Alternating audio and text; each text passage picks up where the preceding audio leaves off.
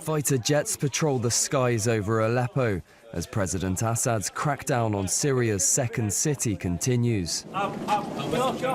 Fears etched on the faces of the residents, who take shelter anywhere they can to avoid the warplanes.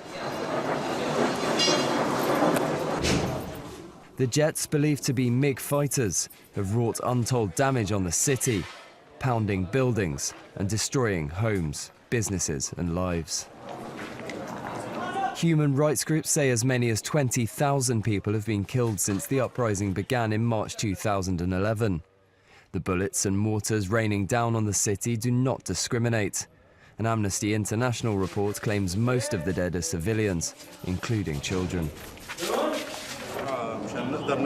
But despite the constant threat, the rebel forces have held many parts of Aleppo for more than a month, and regime troops have struggled to stamp out the revolution.